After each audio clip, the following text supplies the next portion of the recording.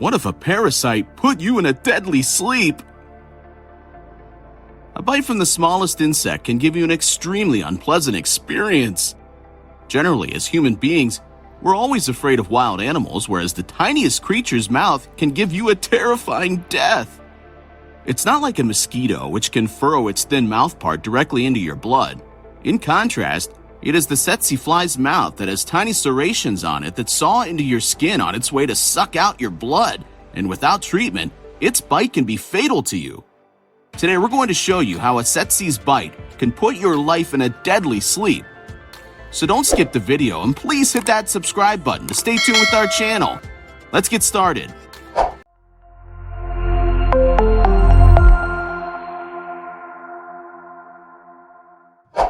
Sleeping sickness, or human African trypanosomiasis, is a life-threatening disease that is caused by related parasite strains.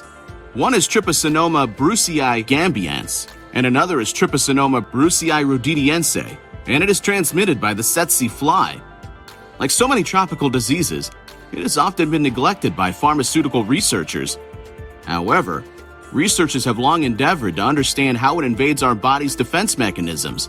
Well, as we know, two closely related single-cell parasites cause this deathly sleep, Trypanosoma brucei rhodesiense and TB gambiense. But the latter is far more prevalent, and it is responsible for up to 95% of cases, mostly in Western Africa. Besides, it takes several years to kill a person, while TB rhodesiense can cause death within months. So what are the initial symptoms of this disease? After the initial bite, sleeping sickness symptoms often start with a fever, headaches, and aching muscles. As the illness goes on, the infected person becomes increasingly tired. Their personality changes, severe confusion and poor coordination can also happen. But people with early-stage sleeping sickness often are not diagnosed. If not treated from the early stage, the parasite crosses the blood-brain barrier and invades the central nervous system, which may cause advanced-stage sleeping sickness. During this stage, people develop neuropsychiatric symptoms such as sleep disruption, confusion, lethargy, and convulsions. And if it's left untreated, it will become fatal. However, patients diagnosed with African sleeping sickness who receive early and specific treatment have an excellent chance of survival. But due to the nondescript symptoms of the early stages of this disease, it is often diagnosed late, and the treatment plan depends on the clinical presentation of the disease and the parasitic cause.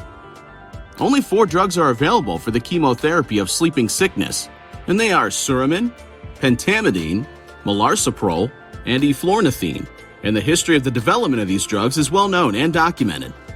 But it's worth noting that sleeping sickness is no longer as deadly as it once was.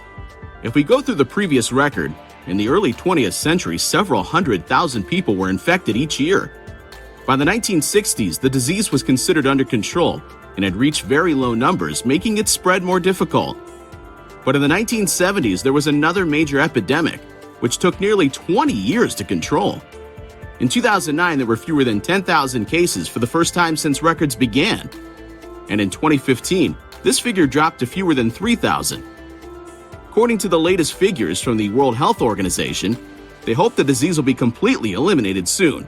But the scenario is, no matter disease is an epidemic or a pandemic, if you're not conscious of the consequences, then a simple fever can be deadly for you.